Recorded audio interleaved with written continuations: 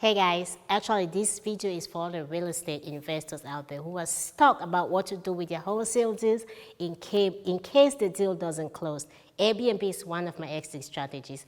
I am a wholesaler, and what does wholesaling mean? I'm going to be walking you guys through this video on what wholesaling is. So wholesaling pretty much is, you have John Doe right here. John is the seller. He has a piece of property he wants to sell. Right here is his house. I'm not a good drawer, but right here is John Doe's house. John Doe says, I want to sell my house for $100,000.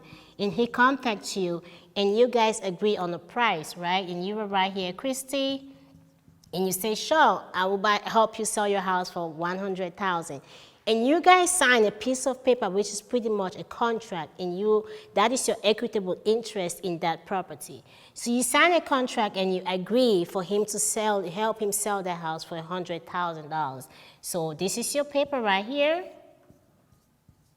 contract to sell the house. Now you take that piece of paper, which is your equitable interest, and you find a buyer who is interested in this house. And he says, I love Mr. John Doe's house, I want to buy it. Now you sell it to Mr. John Doe for $110,000. Excuse me, $110,000, okay? You guys, excuse me. So you sell it to the buyer for $110,000, Mr. Buyer. He buys that. So you sign a contract with Mr. Buyer that he's going to buy John Doe's house from you for $110,000.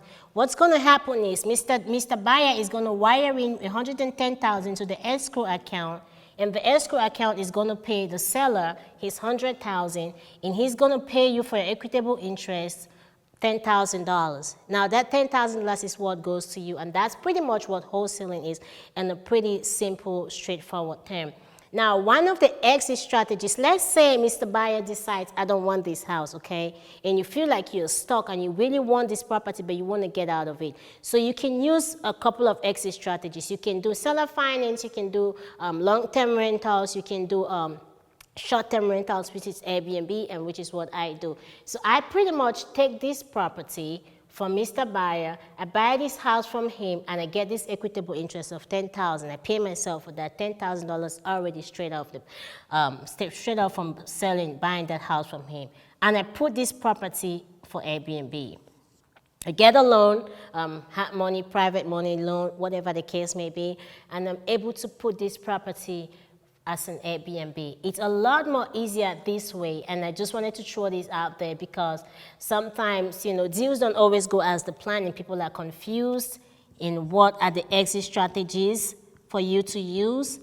Rather for you to sit and get stuck on that property, or rather for you to walk away from the contract, make sure you implement this exit strategy in one of your wholesaling exit strategy or your investment exit strategy. It's a lot more profitable because guess what? You have a lot more power you have more autonomy, more power in that property because it's actually your property now. So you literally can do Airbnb without having to worry about, oh my God, what if the landlord comes back and say, no, I don't want you to do Airbnb anymore. This is actually your house now. So you have an Airbnb as your piece of property, and you can run the numbers make sense to you, and you actually can list it and have a good night's sleep. But yes, guys, this is pretty much it. I hope you found this video very resourceful. Don't forget to like, share, and subscribe, and I'll see you guys in the next video.